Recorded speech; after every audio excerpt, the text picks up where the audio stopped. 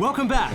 It's a finance future segment and we're looking into the fusion of art and NFT worlds. Across the harbour, Yancy is set to speak with a couple of NFT art collectors showcasing their renowned collection. Jason, thank you for meeting me today and showing me your NFTs that you have previously purchased. Yep. But tell me about your journey.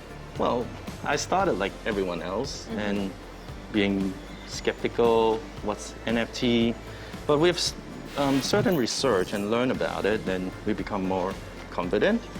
I started looking at the apes here, and when I started, it was 1.75 ETH. After 3 days of learning what's NFT, I see the price just keep going up day by day. So I made the call. From that, we formed a, I would say a collector club that we have gathered everyone like myself of 150 of us. All came from different walks of life around the world.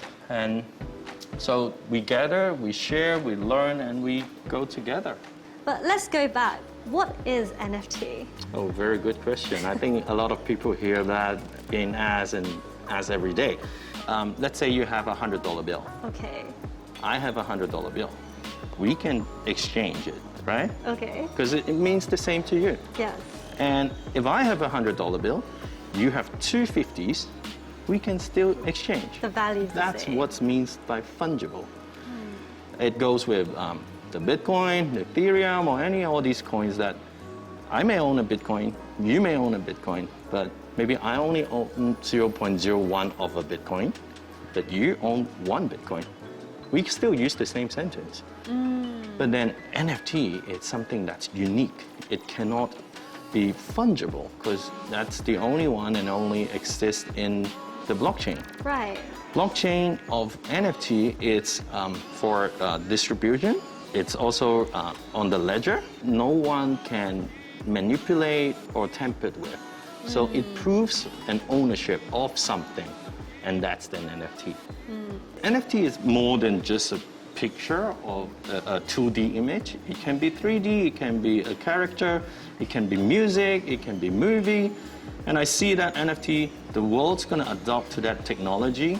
In the long run, I do foresee our Hong Kong ID card. Yeah, I think identifications, university certificates, they are traceable to the university and they have a ledger.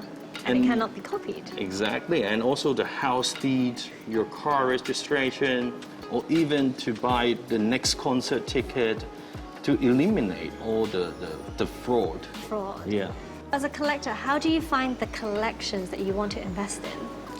Well, there are actually news every day. There are platforms that we can see what's coming up, what's next. You can join the social media, see what's inside, see the announcement, learn the community, and see if you think they can deliver what they promise. You mentioned that the community is one of the values of NFT, but what other values are there? Well, actually, the community drives the project, but then you also need the developer to deliver what they promise. So we always look into the project, whether it's playing games or some sort of roadmap, what are they trying to achieve, and do they have some certain tokens that is used in the game. So are there any diversified substances that we can keep on investing? And there are newcomers that were willing to join. And that's what really drives a project that go far. So other than the community, it's kind of like the developer's mission. Yes. They need to understand. As in the roadmap and the white paper. And in the stocks market, before they do anything, IPO or anything, they got stacks of paper that you really have to read. In NFT, it's the same. There are things that you can really study before you invest. So do not FOMO into, and you bought into it without knowing what's the substance of the NFT. In the NFT projects or any new NFT projects that's about to launch, everything can be fake. You can have a fake community, you can have a fake project, you can have a fake developer. I would say dive in with your research. If you don't have time to research, better not. Better not invest in it. Better not invest if you're not willing to commit your own time to learn about it. Because contribution is the most important. And then don't over-invest. Do not over-invest of what you cannot lose, because it can go to zero for the bad projects, but the good ones, yeah, I would say it's a long-run thing. Edmund, I know you are an NFT collector. How long have you been collecting NFT for? I've been collecting NFT for around a year. Like, I bought my first NFT, which is the Bored Ape Yacht Club in 2021 in June and July. What triggered your interest? Actually, I am similar to most of the people. I do not have an IT background. I work in one of the big four accounting firms, and there's an audit and valuation. The reason that I first entered into the NFT market is that I have believed in crypto. Like, before I have my first NFT, I actually invest in Bitcoin like for 3 to 4 years before. I believe that when the crypto ecosystem they grow, then the application for crypto like the decentralized finance and NFT, they will grow as well. The Bored Ape Yacht Club, which is a project, and it's interesting to me because the project founder, they try to incorporate the community element into the NFT project. When you go to Twitter, you can see there's a lot of ape owners. They will like follow each other and with the hashtag, the ape follow apes. And they try to like build a strong community with the NFT. So to me, I would think the NFT is like a membership card that is proven by blockchain. That I hold this card, I can enjoy the benefit bring by the NFT project. And I like the community because when you look at the community, there's a lot of celebrity and there's also many famous the art collector. They are also in the community. You can get more information in the crypto because crypto is a very fast-growing industry and yes, it's information so much. Information is everything. Well, how big is the community in Hong Kong? For me, I actually entered in a Hong Kong collector group of the Bored Ape since I brought the NFT. There's a guy called Jason. He just opened a Facebook group and he's trying to gather all the people with Bored Ape to get into that group. At the very beginning, I was just curious and I would like to see what would happen if I join the group, and then I joined the group.